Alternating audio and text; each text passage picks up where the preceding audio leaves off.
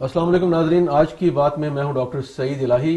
آپ جانتے ہیں کہ ہمارے پروگرام میں بہت سے دانشور آتے ہیں، تجزیہ کار، دفاعی تجزیہ کار، generals, bureaucrats, inspector general police, اداکار، فنکار، بہت سے لوگ آتے ہیں اور وہ اپنی اپنی کہانی سناتے ہیں، اپنے اپنے جذبات کا، خیالات کا اور احساسات کا اظہار بھی کرتے ہیں اور ترجمانی بھی کرتے ہیں۔ کچھ لوگ پارٹی سے وابستگی، کچھ نظریات اور کچھ اصولوں اور کچھ اپنے اپنے خواہشات کا حال بیان کرتے رہتے ہیں۔ لیکن آج جو مہمان ہمارے ساتھ موجود ہیں ان کا تعلق ان جو میں نے بیان کیے ان کسی بھی شعبے سے نہیں۔ وہ ایک عالم دین ہیں، دانشور ہیں اور محقق ہیں، اور ان کا نام ہے مفتی سعید خان۔ تعلق ان کا اسلام آباد سے ہے۔ ایک بہت بڑی لائبریری جس میں لاکھوں کتابیں موجود ہیں، بہت خوبصورت مسجد اور مدرسہ، اس کے یہ بانی بھی ہیں، محتمم بھی ہیں اور استاد بھی ہیں۔ اور ان کی ایک اور وجہ شہرت بھی ہے، وہ یہ کہ ہمارے ملک کے لیڈر جناب عمران خان صاحب کا نکاح جو تھا وہ بھی انہوں نے پڑھایا، اور ان کی مسجد میں ہی ولیمے کا اہتمام کیا گیا جس میں یہاں کے طالب علم شریک ہوئے، اور اس کا بہت ذکر اخباروں میں، میڈیا میں، دنیا بھر میں ہوا۔ تو مفتی سعید صاحب جو ہیں ان کے اپنے کچھ نظریات ہیں، ان کے جذبات ہیں ملک کے بارے میں، اور وہ دن رات اس ملک کی ترقی کے خواب دیکھتے ہیں اور قوم کو ایک پوری امت بننے کے لیے سوچتے رہتے ہیں۔ تو آج ہم نے سوچا کہ ان سے بات کرتے ہیں اور ان سے کچھ رہنمائی لیتے ہیں، اور آپ بھی جان سکیں، سن سکیں کہ وہ لوگ جو معاشرے کے بڑا اہم کردار ہیں لیکن کہیں کناروں میں چھپے بیٹھے رہتے ہیں اور دل میں مختلف منصوبے تیار کرتے ہیں، لیکن آج وہ اپنے دل کے خیالات کا اظہار بھی کریں گے، جذبات کی ترجمانی بھی کریں گے، اور امید ہے کہ سننے والے جس میں سب لوگ شامل ہیں، آپ بھی ہیں، حکمران بھی ہیں، تجزیہ نگار بھی ہیں اور پالیسی ساز بھی ہیں، ان کے لیے کچھ رہنمائی کا سامان موجود ہوگا۔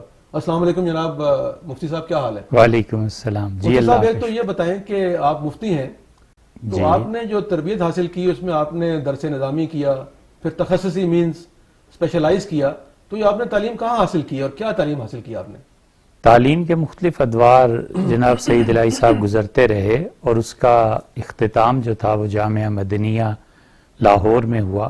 اس وقت اس کے محتمم حضرت مولانا سید حامد میاں صاحب رحمۃ اللہ علیہ تھے، اور اب ان کے صاحبزادے مولانا سید رشید میاں صاحب وہاں کے محتمم ہیں، اور وہاں پہ ڈاکٹر عبدالواحد صاحب جو ملک بھر میں مشہور اور معروف مفتی کی حیثیت سے جانتے ہیں، لوگ انہیں پہچانتے ہیں، ان کی رفاقت میں رہنا۔ تو پھر اسلام آباد کیسے آ گئے آپ؟ تعلیم لاہور سے حاصل کی، پیدا کہاں ہوئے، کہاں پلے بڑھے اور پھر اسلام آباد آ گئے؟ تعلیم کے لیے لاہور گئے تھے، ورنہ اصل تو یعنی جائے پیدائش اور رہائش راولپنڈی میں ہے، تو اسلام آباد اسی لیے مسکن بنا لیا؟ جی، اسلام آباد مسکن بنایا، یعنی یہاں پہ پھر زمین لے لی۔ اس سے پہلے ایک ہاسپٹل تھا، اس کو لک آفٹر یا اس کی نگرانی کرتے رہے، پھر اس کے بعد یہ جگہ لے لی۔ کہ یہ مسجد بنائیں، پھر مدرسہ بنائیں، اور پھر یہاں کیا کام کرنا ہے؟ مسجد مدرسے تو لاکھوں موجود ہیں، تو غیر معمولی دماغ میں کیا خیال آیا کہ یہاں پہ کیا کرنا ہے آپ نے؟ پڑھنے کے لیے لائبریری نہیں ملتی تھی، ٹھیک، تحقیق کے لیے کتابیں نہیں ملتی تھی، ٹھیک، تو اس لیے اس عمر میں ہمیشہ یہ خیال رہا کہ کوئی تحقیق ہونی چاہیے، کوئی تحقیق کے دروازے کھلنے چاہیے۔ تو یہ بنیاد بنی، یہ جذبہ بنیاد بنا اس بات کا، تو پھر اس وجہ سے یہ لائبریری ہے جو کچھ بھی آپ دیکھ رہے ہیں۔ یعنی مین مقصد تھا کہ یہاں پہ کتابیں اکٹھی ہوں، لائبریری بنے، لوگ تعلیم حاصل کریں، تحقیق کریں۔ اچھا، یہ مدرسوں کے بارے میں پوری دنیا میں ایک شور برپا ہے کہ یہ پاکستان میں مدرسے جو ہیں وہ دہشت گردی کو فروغ دیتے ہیں، وہاں پہ ایسے نظریات کا پرچار کیا جاتا ہے، وہاں پہ ایسے لوگ رکھے جاتے ہیں، تو اس کے بارے میں کیا رائے ہے آپ کی؟ بہت سے علماء نے اس پہ اظہار بیان کر چکے اور اس کے جوابات بھی دے چکے۔ سیدھی سادی سی بات ہے کہ اگر مدارس فرض کر لیجئے یہ کام کر ہی رہے ہیں، تو جو بھی اس کے ذمہ دار ہیں وہ کیوں نہیں سوچتے، ان الزامات لگانے والے بھی وہ کیوں نہیں سوچتے کہ آخر ہم اس کو قومی دھارے میں کیسے لا سکتے ہیں، تعلیم کا نصاب کیسے بدلا جا سکتا ہے، اور اس کے ساتھ ساتھ ہم تو یہ کہیں گے کہ پورے ملک کا ہی نظام تعلیم تبدیل کیے جانے کے لیکن یہاں پہ تو سوال یہ ہے کہ جو آپ کا نظام ہے درس نظامی، یہ صدیوں پرانا ہے۔ جو باقی نصاب ہیں وہ تو نئے بنتے رہتے ہیں، نئی چیزیں ایڈ ہوتی ہیں، لیکن درس نظامی یا جو پرانے نظام کی پرانی کتابیں ہیں اس میں تبدیلی کیسے کریں گے آپ؟ پرانا نظام ہمارا یقیناً ہے لیکن جامد نہیں ہے، ٹھیک، یعنی وقتاً فوقتاً اس میں تبدیلیاں ہوئی ہیں۔ یہ الگ بات ہے کہ جب سے تقسیم ہوئی ہے اس کے بعد ہمارے ہاں کوئی اتنی خاص تبدیلیاں نہیں واقع ہوئیں، لیکن تبدیلی ہونی چاہیے، نئی کتابیں داخل کرنی چاہیے، کچھ پرانی کتابیں نکالنی چاہیے۔ ہاں اتحاد کی صورتحال بڑی عجیب و غریب ہے۔ دیکھیں شیعہ حضرات میں تو اتحاد کرتے ہیں وہ، پھر ان کے حجت اللہ کے پاس بھی چند ایسی وہ ان کو سمجھتے ہیں کہ وہ اپنا فتویٰ دے سکتے ہیں، لیکن احناف کے ہاں اجتہاد کی جو شرائط بڑی سخت ہیں اور اسی لیے اتحاد کم بھی ہوا ہے۔ لیکن میں نے دیکھا کہ سعودی عرب میں کافی انہوں نے کام کیا ہے، جو انسانی مسائل ہیں، انسانی زندگی ہے، اس میں آسانی کے لیے بڑا کام ہوا ہے۔ تو ہمارے علماء کیوں نہیں کرتے یہ؟ یہاں بھی ہوا ہے۔ اچھا جی ہاں، فتوے میں اجتہاد کے بغیر تو قیامت تک کام ہو ہی نہیں سکتا۔ مثلا ابھی جو بینکنگ سسٹم آیا ہے اس میں کئی جگہیں ایسی ہیں جہاں پر احناف کے قول کے علاوہ کسی اور قول کا یا کسی اور مسلک کو لیا گیا ہے، مالکیوں سے استفادہ کیا گیا ہے۔ اجتہاد اس درجے اور پیمانے کا جو اصول کا اجتہاد ہوتا ہے وہ البتہ کم ہے، لیکن فروعات میں اجتہاد کیے بغیر روزمرہ کی زندگی جو ہے یہ چل ہی نہیں سکتی۔ تو آپ سمجھتے ہیں کہ پاکستان میں اجتہاد کرنے والے، فتویٰ دینے والے ایسے بہت سے لوگ موجود ہیں جو قابل عزت ہیں، قابل احترام ہیں اور وہ مستند ہیں؟ بہت سے لوگ تو نہیں، چند ایک لوگ ایسے ہیں جو اس درجے کی صلاحیت رکھتے ہیں کہ وہ ائمہ ستہ کے مذاہب پہ، ائمہ اربعہ کے علاوہ اہل تشیع کی جو فقہ ہے اور اہل حدیث حضرات کے جو فتاوی آہستہ آہستہ اب جمع ہو رہے ہیں، ان سب پہ نگاہ رکھ کے وہ اجتہادی صلاحیتوں کے مالک ہیں۔ لیکن مشکل یہ ہے کہ جتنے بھی مملکت کے ادارے ہیں وہ سیاست کی نظر ہو گئے ہیں، وہ ان اہل علم کی قدردانی کے لیے نہیں۔ تو جو لوگ اس وقت حکومتوں کے قریب ہیں، ان کے مشیر ہیں، بڑے بڑے اداروں میں علماء بیٹھے ہوئے ہیں، آپ کی ان کے بارے میں کیا رائے ہے کہ وہ اس قابل نہیں ہیں؟ حکومتوں کے جو قریب ہیں اور جو سیاسی طور پہ جن کی تقرریاں کی جا رہی ہیں وہ اس قابل نہیں ہیں کہ حکومتوں کو وہ صحیح معنی میں وہ مشورہ دے سکیں جو اس وقت امت اور ہمارا خاص طور پہ ہماری مملکت کو درکار ہے۔ کہاں سے حکومت تلاش کرے، کہاں سے لے کر آئے؟ یا تو حکومت کوئی ایجنسیاں لگائے جو معلوم کرے کہ کس کے پاس علم ہے، یا کوئی امتحان لے، کوئی بورڈ بنائے کہ جو اس میں پاس ہو سکے، صرف ان کا تقرر ہو سکے۔ جناب والا، آپ کی ایجنسیز کو ایک ایک چیز کا علم ہو جاتا ہے، دھماکے ہونے سے پہلے بھی وہ خط لکھ دیتے ہیں کہ فلاں جگہ دھماکے متوقع ہے۔ تو یہ نہیں ہو سکتا کہ ایسے اچھے اور نامور علماء، نامور نہ بھی ہوں، چاہے وہ گمنام ہی ہوں، لیکن انہیں پتہ نہ ہو کہ فلاں آدمی کی مجلس میں علم ہے۔ کوئی ایجنسی رابطہ کرتی ہے مجھ سے؟ کبھی کوئی رابطہ کرتے ہیں؟ کبھی بھی پوچھنے کے لیے کہ آپ کیا تحقیق کر رہے ہیں، آپ کی کتابیں کون سی ہیں، کوئی نفرت میں مبنی لٹریچر تو نہیں ہے؟ نہیں، کبھی نہیں، نہ کوئی ایجنسی والا آیا نہ گیا، نہ ہمارا کبھی کوئی تعلق اب ہے نہ کبھی رہا۔ اچھا آپ یہ بتائیں کہ جو ہمارا معاشرہ ہے اس کو ہم آہنگ کرنے کے لیے اسلامی تقاضوں سے، اسلامی زندگی سے، روایات سے، کلچر سے، جس میں بڑی دوری ہے، اسلامی ملکوں میں جیسے میں نے مثال دی ہے، سعودی عرب میں یا ایران میں اس پہ کافی کام ہوا ہے اور معاشرے میں بنیادی تبدیلیاں بھی کی گئی ہیں، تو ہمارے ملک میں ابھی یہ ذرا مشکل کام نظر آ رہا ہے۔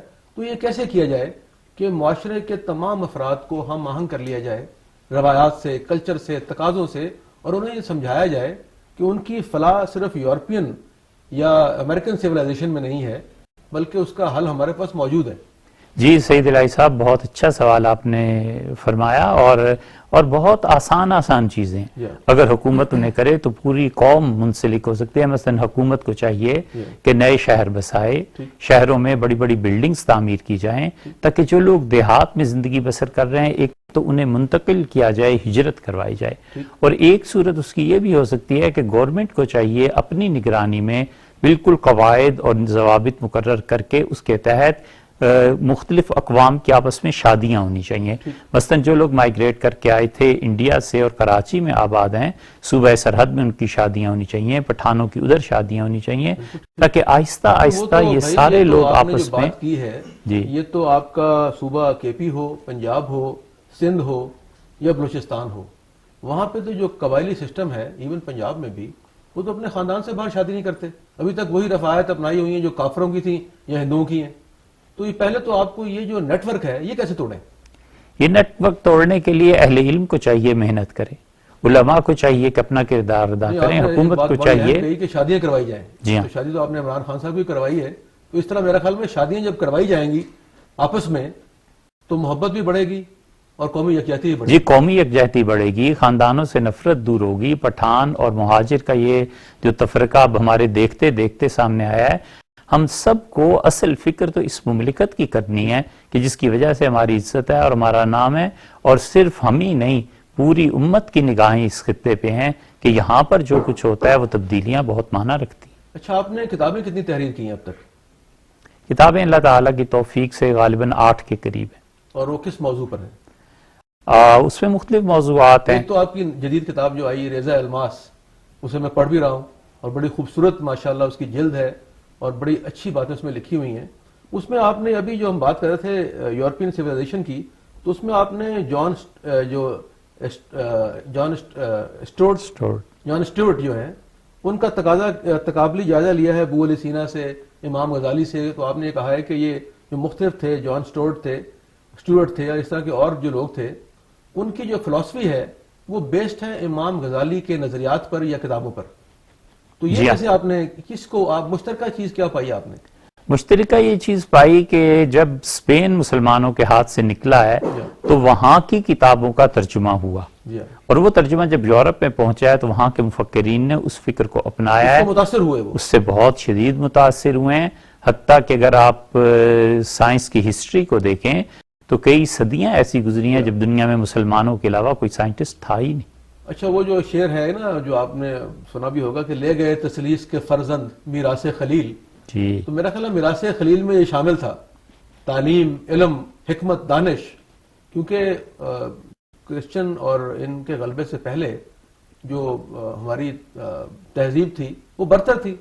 تو آپ نے اس میں، میرا تو خیال یہ کہ میں نے وہ کچھ چیزیں پڑھی ہیں آپ کی، تو آپ نے کچھ نظریات جو ان کے بیان کیے ہیں، میرا خیال میں یہ بڑا اچھا ہوگا کہ اگر آپ مختلف جو پولیٹیکل فلاسفرز ہیں جو غیر مسلمان بھی ہیں، خلدون ہیں اور بہت سے ہیں، تو ان کے جو نظریات میں ہم آہنگی ہے یا انہوں نے ان سے مستعار آئیڈیاز لیے ہیں، جیسے علامہ اقبال کے بارے میں کہا جاتا ہے کہ انہوں نے نتشے سے لیا، انہوں نے فلاں سے لیا، تو میرا خیال اس پہ بھی کام کرنے کی ضرورت ہے ابھی اس وقت. جی بالکل آپ صحیح فرماتے ہیں، ان سارے لوگوں پہ کام ہونا چاہیے اور تقابلی جائزے بھی ہونے چاہیے.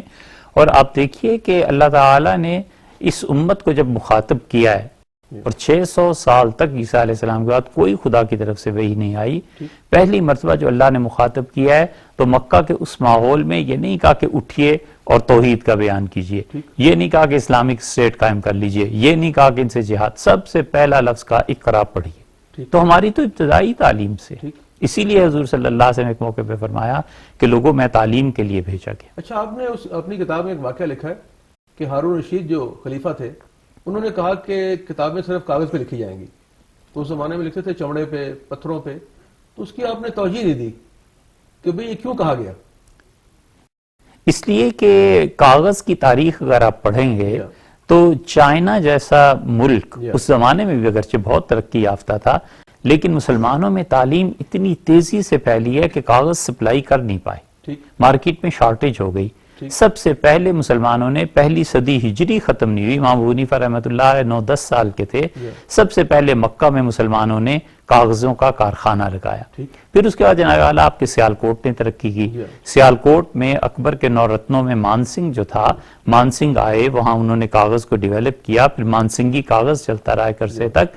تو کاغذ کو اس لیے کرنا پڑا کہ باقی چیزیں اتنی جلدی سے اویلیبل نہیں ہوتی تھیں جتنی تیزی سے تعلیم اور علم مسلمانوں میں پھیل رہا تھا، اس وجہ سے. اچھا، آپ نے بات کی ہے کیونکہ اکبر اعظم کی اور 9 رتن کی، تو آپ نے اپنی کتاب میں ایک وہ کہانی لکھی ہے تاریخ شیر شاہی کے حوالے سے، جی، کہ انہوں نے تحقیق کروائی کہ بھی آپ نے بات کی تھی پٹھان، مہاجر، بلوچ، سندھی، پنجابی، کہ جو پٹھان ہیں ان کے آباء و اجداد اسرائیلی تھے.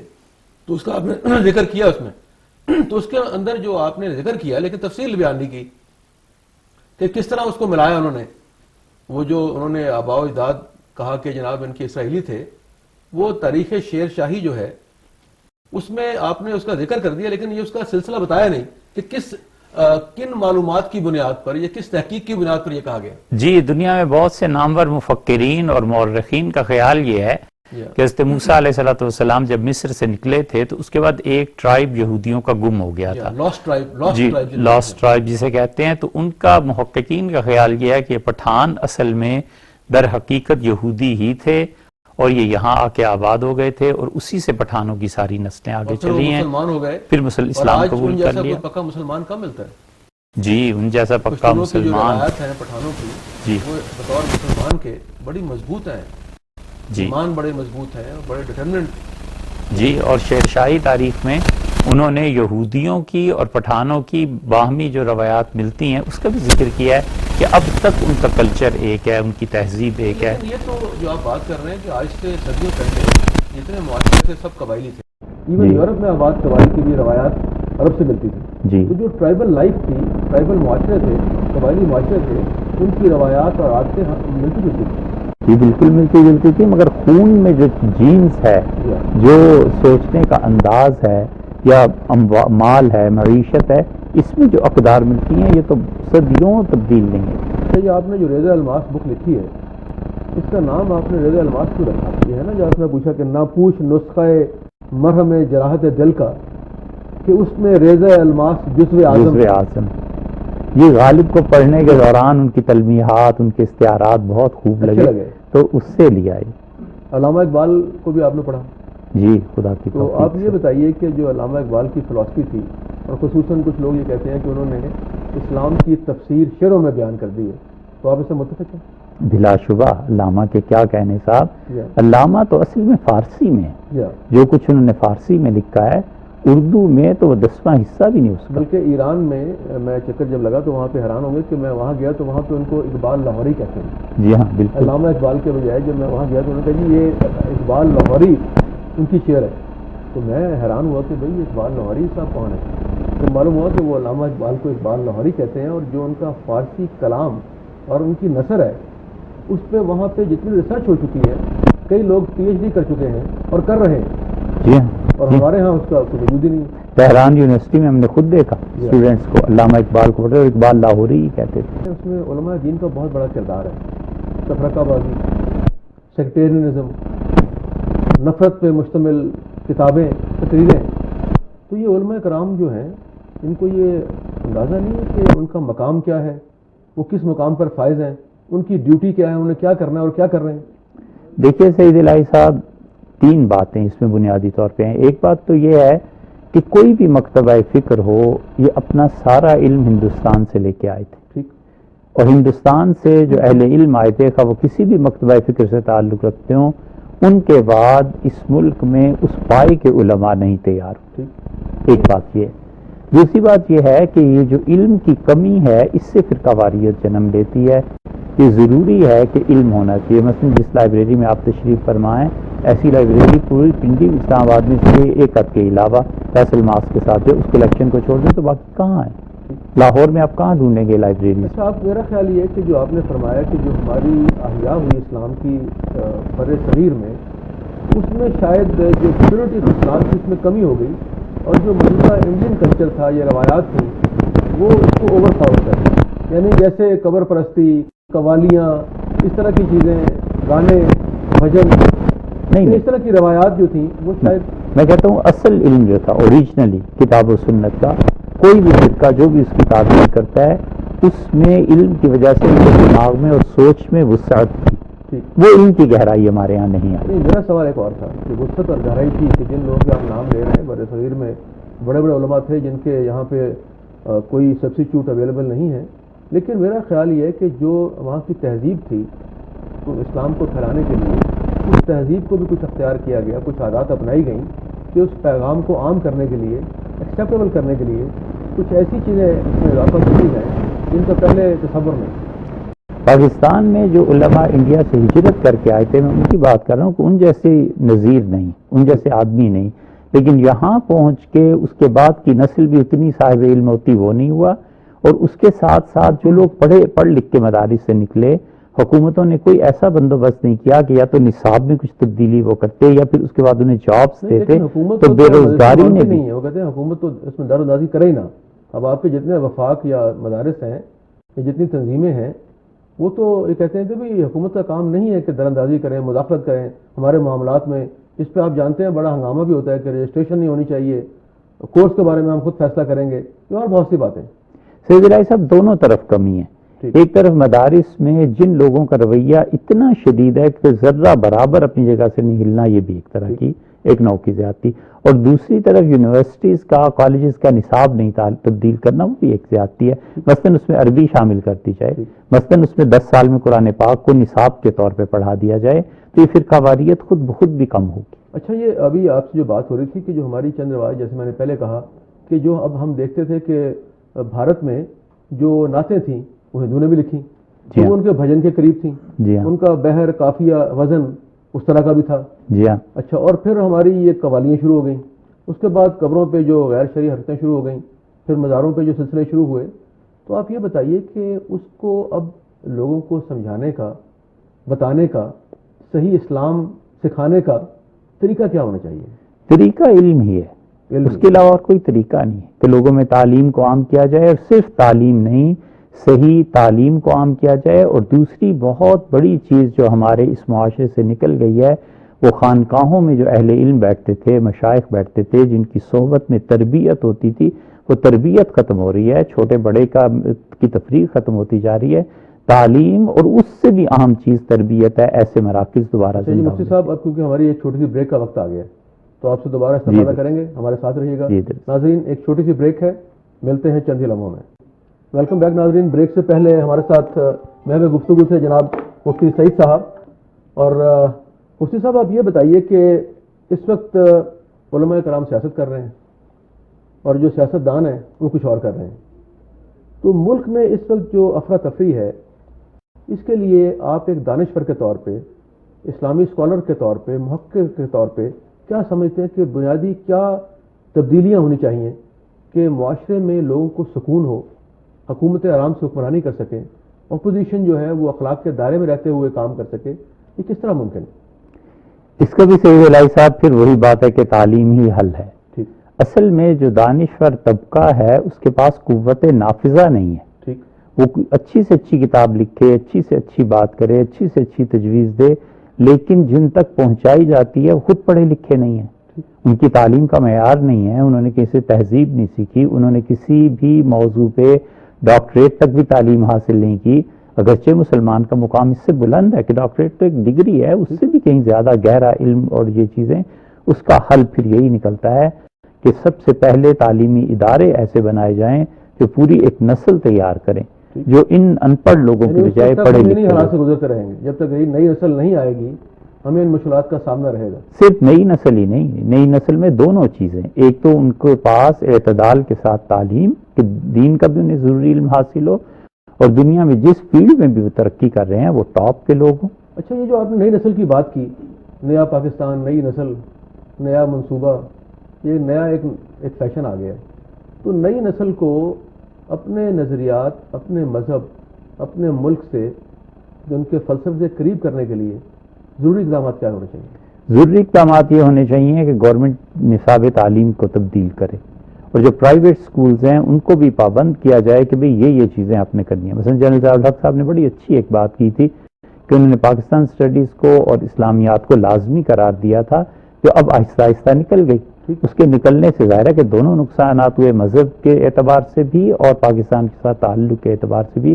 اس بنیاد کو چھیڑنا، ہلانا چاہیے اور پھر سے لوٹنا چاہیے پاکستانیت کی طرف بھی اور مذہب کی طرف. اچھا، اب یہ سیاست ہو رہی ہے ہمارے ملک میں، آپ سمجھتے ہیں جیسے آئین پاکستان، اس کے بارے میں بڑے بڑے ریسرچ پیپرز آئے کہ آئین پاکستان کہیں اسلام سے متصادم ہے، یا جو ہماری سیاست ہے یہ کہیں پہ غیر اسلامی ہو رہی ہے، یا یہ اسلام کے تقاضوں سے ہم آہنگ نہیں، یا اسلام کے بنیادی کاز کو، یہ نظریات کو نقصان پہنچا رہی ہے؟ جی بنیادی طور پہ سیاست جو ہے جی وہ تو سیاستدانوں کے ساتھ قائم ہے، اور سیاستدانوں کی اپنی زندگیاں اتنی آئیڈیل نہیں ہیں کہ ان کے فالوورز، ان کے ورکرز اس سے متاثر ہوں اور وہ یہ جانے کہ حقیقی زندگی یہ ہوتی ہے، ایک مومن آدمی کا مقام یہ ہوتا ہے، ملک کے خیر خواہ ایسے لوگ ہوا کرتے ہیں.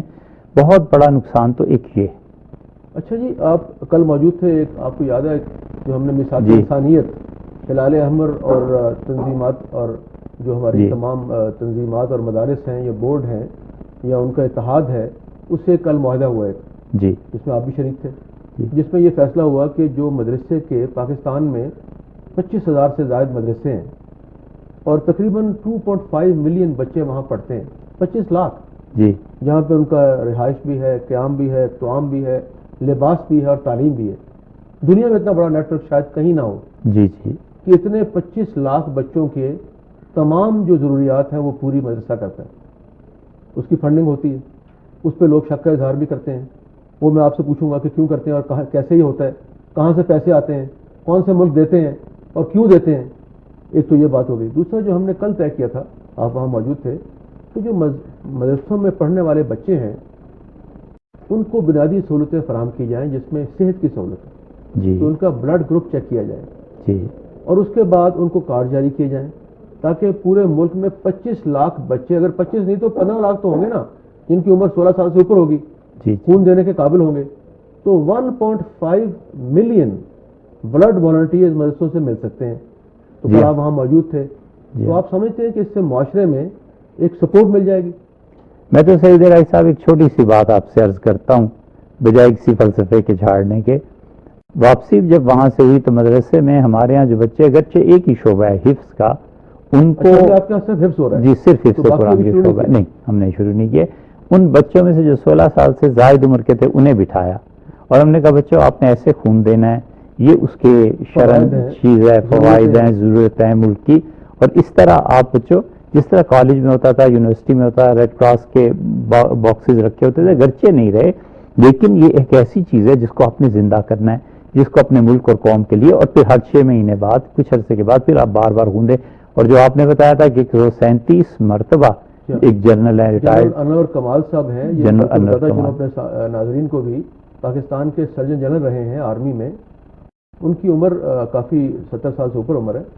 اب تک وہ 136 بار خون دے چکے ہیں. شوگر کے مریض ہیں لیکن ابھی 3 مہینے پہلے بھی خون دیا ہے. تو ایسے لوگ موجود ہیں ہمارے ملک میں جو قابل تقلید ہیں. تو دوسری بات جو ہم اسی واقعے کو جو میں نے بچوں کو سنایا اور بچوں کو اندازہ ہوا کہ اچھا ہم بھی کالج یونیورسٹی کے بچوں کی طرح ہم بھی خون دیں گے، ہم بھی اس قومی ادارے میں، ان کے جو چہرے میں خوشی اور تمتماہٹ تھی نا، وہ ہمیں جواب مل گیا. یعنی اس میں کچھ آخر کا سامان ہو گیا ہمارے. ارے بہت کچھ. دوسرا یہ طے ہوا تھا کہ جو ہماری مساجد ہیں، تقریباً 1 لاکھ مساجد ہیں پاکستان میں، جو مجھے علماء کرام نے کل بتایا. آپ کے سامنے مفتی مرید صاحب تھے، جناب حنیف جلندری صاحب تھے، جناب نیاز نقوی صاحب تھے، عبدالقوی صاحب تھے، مولانا یونس بٹ صاحب تھے، اور تمام مکاتب فکر سے سید امیر علی صاحب تھے، اور آپ خود بھی رکھتے تھے وہاں پہ. تو ان میں انہوں نے کہا کہ تقریباً 1 لاکھ مساجد ہیں. اب مدرسہ ایک ایسی جگہ ہے جو اسکول کے مقابلے میں یا کالج کے مقابلے میں، یونیورسٹی کے مقابلے میں 24 گھنٹے کھلا رہتا ہے، کیونکہ وہاں لوگ موجود ہوتے ہیں. اسکول 2 بجے بند ہوا چلے گئے. مسجدیں 5 وقت کھلتی ہیں، اذان کے بعد نماز ہونی ہے. تو جو 1 لاکھ مساجد ہیں وہاں پر جو ہم نے طے کیا تھا آپ کے سامنے کہ وہاں پہ ہم فرسٹ ایڈ باکس رکھوائیں. خطیب، مؤذن یا معلم جو بھی وہاں ہو اسے فرسٹ ایڈر بنایا جائے. تو اس سے ایک تو یہ ہے کہ جو مسجد ہے اس کی مرکزی حیثیت بھی بحال ہوگی. جو وہاں علماء کرام یا مؤذن وہ بھی ہیں ان کا عہدہ بھی اور عزت بھی بلند ہو جائے گی، اور محلے میں ان کا رابطہ بھی بڑھ جائے گا. اور جو سیگریگیشن ہے کہ ان کو ایک علیحدہ کر دیا گیا ہے معاشرے سے، یا معاشرہ ان سے علیحدہ ہو گیا ہے، تو ان کو جوڑا جا سکے. لوگ کیوں نہیں مسجد سے جڑیں گے؟ یہی ان کی اصل ہے، وہ آئیں گے بھی. اور بڑی خوشی کی بات یہ ہے کہ زیادہ سے زیادہ کوئی صاحب علم یہ اعتراض کر سکتا ہے نا کہ جی مسجد کو اس کے لیے استعمال نہیں کرنا. ارے بھائی مسجد کے ساتھ آپ کے کمرے ہیں، کوئی ساتھ دکان ہے، کوئی کمرہ ہے، اس میں بھی باکس رکھا جا سکتا ہے. اس پہ لوگ جب آئیں گے، نماز کا وقت ہے مثلاً، قابل اعتراض نہیں، لیکن فرض کر لیجیے کوئی اس سے متفق نہیں ہوتا. اسے کہا جا سکتا ہے کہ بھائی اچھا مؤذن صاحب کے کمرے میں ہم رکھ دیتے ہیں، مولانا صاحب کے کمرے میں لوگ سو سکتے ہیں، اس میں یہودی آ سکتے ہیں، تبلیغ اسلام ہو سکتی ہے. تو فرسٹ ایڈ باکس رکھنے میں کیا اعتراض ہونا تو نہیں چاہیے، لیکن پیشگی احتیاط کے طور پہ اگر کسی کو ہو بھی تو بھی اسے سوچنا چاہیے کہ مسجد کو مرکز بنانا یہ بہت بڑی چیز ہے. چینج آ جائے گی معاشرے میں. محلے میں کوئی بھی چیز ہوتی ہے، بچہ فوراً سوچتا ہے کہ مسجد جاؤ، مولانا سے کوئی پٹی کر دیں، مولانا سے کوئی انجیکشن لگا دیں. آپ کو یاد ہی ہوگا کہ پہلے ڈسپینسریز محلے میں ہوا کرتی تھیں، عورتیں جا کے انجیکشن لگاتی تھیں، مرد اور بوڑھے چلے جاتے تھے. اب جب یہ امام، مؤذن کوئی بھی آدمی کرے گا کہ اچھا جی عصر کے بعد آ جانا، انجیکشن لگا دیں گے، مغرب کے بعد آ جانا، تو لوگوں کا رجوع مسجد کی طرف ہوگا. بتائیے کہ ابھی اس میں یہ بھی بات ہوئی تھی کہ جو علماء کرام ہیں یا مسجد سے وابستہ افراد ہیں، کسی صورت میں، کسی حیثیت میں وہ والنٹیئرز ہو سکتے ہیں، رضاکار ہو سکتے ہیں. کیونکہ جو آدمی مذہب سے جڑا ہوا ہے اس کے ہاں سروس کا کانسیپٹ، انسانی خدمات کا کانسیپٹ زیادہ کلیئر ہے.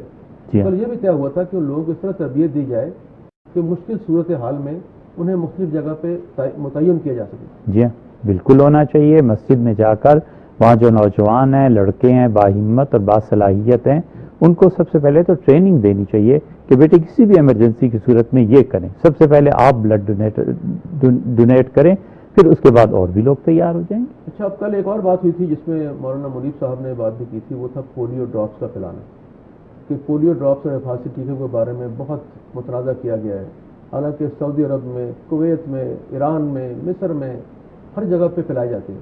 تو یہ واحد ملک ہمارا ہی ہے جہاں پہ علماء نے اعتراض کیا، اور وہ علماء مجھے نہیں معلوم کہ ان کی نیت کیا تھی یا ان کی شرعی حیثیت کیا تھی، لیکن کل بہت اچھی بات ہوئی جو وہاں طے ہوا کہ مسجد اور مراکز میں بھی لوگوں کو پولیو ڈراپ پلائے جائیں۔ اس سے ایک میسج آئے گا کہ اگر پولیو ڈراپ مسجد یا مدرسے میں پلائے جا سکتے ہیں تو اس کا ایک بہت فار ریچنگ افیکٹ ہوگا۔ جی بالکل صحیح ہے۔ یہ جو آپ نے بات ارشاد فرمائی نا جی کہ پاکستان میں علماء نے اعتراض کیا، جنہوں نے اعتراض کیا وہ اہل علم ہیں ہی نہیں، وہ علماء کی کیٹیگری میں شامل کیے جانے کے قابل ہی نہیں۔ جس طرح سعودی عرب میں، کویت میں، باقی دیگر ممالک کے علماء نے کہا ہے، پاکستان میں حقیقی جو اہل علم ہیں ان کی رائے بھی یہی ہے، انہوں نے کبھی بھی مخالفت نہیں کی پولیو ڈراپس کی اور ان چیزوں کی۔ وہ بھی ہمیشہ دنیا میں جس طرح اور اہل علم نے کتاب و سنت سے استدلال کیا انہوں نے بھی کیا، اور وہ بھی ہمیشہ اس کے حق میں رہے ہیں۔ اور بہت اچھا ہے کہ اگر مساجد سے یہ تحریک شروع کی جائے تو رہی صحیح جو شک و شبے کی گنجائش ہے وہ بھی ختم ہو جاتی ہے۔ میرا خیال کوشش یہ کرتے ہیں کہ ہم جو مختلف صوبوں کے وزرائے صحت ہیں یا ڈائریکٹر جنرل ہیں یا چیف منسٹرز ہیں ان کو ایک خط لکھتے ہیں کہ آپ کا عملہ یا وہ وہاں پر آ جائے مسجد میں یا مدرسے میں، اور علماء کرام کی موجودگی میں یا ان کے ہاتھ وہ ڈراپ پلا دیے جائیں، وہ ایک لوگ دیکھ کر ان کو تسلی بھی ہوگی، تشفی بھی ہوگی۔ جی ان کو بھی شامل کیا جائے، اور میڈیا کو خاص طور سے کہ جن جن مساجد میں پولیو ڈراپس ہیں، یہاں یہ دیکھیے بینر ہے کہ مولوی صاحب ڈراپس پلا رہے ہیں، اس کا مطلب ہے کہ یہ شرعی اور جائز طریقہ ہے۔ لیکن یہ جو آپ نے کہا نا کہ جن لوگوں نے اس کی مخالفت کی وہ علماء کرام تھے ہی نہیں، تو یہ کون لوگ ہیں؟ کون سا عبادہ اڑے ہوئے ہیں؟ کہاں سے آئے ہیں؟ مقصد کیا ہے؟ چاہتے کیا ہیں؟ صرف جذباتیت اور وہ فکر کہ جو ہماری بات سے اختلاف کرے اس کو اس دنیا میں جینے کی گنجائش ہی نہیں ہے۔ یہ تو پھر اسلام کا تو کوئی تعلق اس سے نہیں ہے۔ اسلام تو بہت دور کی بات ہے، انسانیت کا تعلق نہیں، کوئی تعلق نہیں۔ اچھا، ابھی آپ نے دیکھا کہ یہ پشاور کے اسکول میں ایک دھماکہ ہوا، اس میں کچھ دن پہلے سینکڑوں بچے شہید ہوئے، تو مجھے یہ بتائیے کہ یہ اسلام کے نام پر مسلمانوں کا جو قتل ہو رہا ہے اور یہ فتنہ ہے دنیا کے طول و عرض میں پھیلا ہوا ہے، اب اس کی وجہ ایک طبقاتی تقسیم ہے، ناہمواری ہے، یا مذہب سے روگردانی ہے، یا اغیار کی سازش ہے کیا؟ یہ ایک جذبہ ہے اپنی چیزوں کو مسلط کرنے کا، اور وہ حد سے بڑی ہوئی جذباتی کیفیت ہے جو نفسیاتی بیماریوں میں سے ایک بیماری گنی بھی جاتی ہے اور کہی بھی جاتی ہے۔ یہ وہ جذبہ ہے کسی بھی قوم میں اٹھ سکتا ہے۔ ہماری بات آج مذہب پہ ہو گئی، کتاب پہ بھی ہو گئی، اب سیاست پہ بات بھی کر لیں۔ عمران خان صاحب، سیاست اگرچہ میرا موضوع نہیں ہے۔ اچھا، آپ کا تعلق پی ٹی آئی سے ہے یا آپ صرف عمران صاحب کے دوست ہیں؟ نہیں، عمران صاحب سے دوستی بھی ہے، تعلق بھی ہے، پھر انہوں نے چونکہ اپنی کور کمیٹی میں بھی خود اس کا انتخاب فرمایا، اس لیے۔ اس میں کیا کور کمیٹی میں آپ کا کردار کیا ہے؟ کیا ان کو مشورہ دیتے ہیں آپ؟ کور کمیٹی میں مختلف امور پہ بحث ہوتی ہے، اور مذہب کے معاملے میں یا کہیں ہم ضرورت محسوس کرتے ہیں کہ اس کو کسی اور دائرے میں رکھنا چاہیے تو ہم بھی عرض کر دیتے ہیں، اس طرح اور حضرات کی آ رہا ہے۔ چلتا رہا، اس میں جو کچھ ہوا، جس طرح کی زبان استعمال ہوئی، جو جیسچر ہوا، تو وہاں پہ کہیں آپ نے سرزنش کی، کوئی گرفت کی ان کی؟ جو باتیں قابل اعتراض ہو سکتی تھیں ہم نے اپنی رائے ضرور دی۔ پھر آپ نے بڑا نیک کام کیا ہے کہ نکاح ہم کا کروا دیا، تو اس پہ بلکہ میں نے تو پرسوں بھی عرض کیا تھا کہ میرا خیال میں نواز شریف صاحب کو چاہیے کہ وہ آپ کو ہلال امتیاز سے نوازیں، اور کیونکہ آپ نے یہ نکاح پڑھا کے دھرنا بھی ختم کروا دیا اور ان کی بھی خلاصی ہو گئی اور قوم کی جان بھی چھوٹ گئی، تو میں تو بلکہ ریکمینڈ کرنا چاہوں گا آپ کو اس بات کے لیے۔ یہ تو پولیٹیکل کومنٹس ہیں جی، آپ دے سکتے ہیں، آپ بھی ایک آپ بھی پولیٹیشین ہیں ماشاءاللہ، اور ایک پولیٹیکل پارٹی، میں تو اس وقت صحافت میں ہوں۔ نہیں، پولیٹیکل پارٹی سے آپ کا بھی تعلق ہے، ادھر سے خان صاحب تو ظاہر ہے کہ ایک جماعت کے، یہ باتیں چلتی رہتی ہیں، ہماری سیاست میں ہوتی رہتی ہیں۔ اچھا، پھر وہ ہوا کہ جی نکاح جو ہے ایک دفعہ پہلے پڑھایا، پھر دوسری دفعہ پڑھایا، تو پھر اس میں آپ نے کہا کہ جی نکاح کو مضبوط کر دیا گیا۔ نہیں، میں نے نہیں کہا کہ نکاح کو مضبوط کر۔ اچھا، کل وہ کہہ رہے تھے کہ شاید ایک نکاح کے اوپر اگر دوسرا نکاح پڑھا دیا جائے تو نکاح مزید مضبوط ہو جاتا ہے۔ وہ تو ایک شرعی بحث ہے، کہ فقہا کہتے ہیں کہ سال میں ایک آدھ مرتبہ نکاح کی تجدید کر لینی چاہیے، کہ اگر کسی غلطی اور جملے سے نکاح ٹوٹ بھی گیا ہو تو انسان کسی گناہ سے بھی اپنے آپ کو خیال میں بچائے۔ اگر ایک نکاح کے بعد دوسرا نکاح ہو تو وہ شرعی طور پر جائز، اس میں خرابی کوئی نہیں۔ فقہا نے لکھا ہے کہ ایک ہی نکاح کو، ایک ہی شوہر اور بیوی ہیں، لیکن اگر سال میں ایک آدھ مرتبہ نکاح دوبارہ تجدید کر لیں اس کی تو کوئی حرج نہیں۔ 3 ماہ کے بعد بھی تجدید ہو سکتی ہے ویسے، اس میں تو کوئی اعتراض تو نہیں ہے۔ فقہا کے ہیں تو کسی چیز پہ اعتراض نہیں، سال میں ایک مرتبہ کرے، 3 ماہ کے بعد کرے، لیکن 6 تجدید ماہ ہو کے سکتی بعد ہے۔ کرے، تجدید نکاح کا کوئی حرج نہیں۔ ٹھیک ہے، اس کا مطلب یہ ہے کہ 2 نکاح جو ہیں وہ تو اچھی بات ہے، تجدید بھی ہوتی ہے اور اس میں غلطی کا امکان بھی نہیں رہتا۔ تو میرا خیال میں ایک اور بات بھی ہوتی ہے کہ اگر 2 دفعہ نکاح پڑھایا جائے تو پھر اس میں علیحدگی بھی ذرا مشکل ہوتی ہے، ذرا مضبوط بھی ہو جاتا ہے۔ نہیں، علیحدگی تو پھر بھی وہی رہتی ہے، علیحدگی ایک نکاح پڑھائیں یا 2 پڑھائیں، علیحدگی کے اصول تو وہی ہیں۔ ٹھیک، اچھا اب آپ یہ بتائیں کہ یہ نکاح پڑھانے کے بعد پھر کیا تبدیلی محسوس ہوئی آپ کو کہ عمران خان صاحب کی جو کور کمیٹی ہے اس کے اجلاس کچھ ہو رہے ہیں، ملتوی ہو گئے ہیں، یا ان کی جو سیاسی ایکٹیویٹیز ہیں کچھ کم ہو گئی ہیں، کیا ہوا؟ کچھ نہیں، اس کو میں نے تجزیہ نہیں کیا تو اس لیے کچھ کہہ بھی نہیں سکتا، مگر یہ ہے کہ کور کمیٹی کے تو مسلسل اجلاس جاری ہیں اس کے بعد۔ تو ایک اچھا پہلو، مثبت پہلو ہوا ہے ان کے نکاح کے بعد، کچھ آپ سمجھ رہے ہیں تبدیلی ہوئی ہے ان کی سوچ میں، فکر میں، رویے میں؟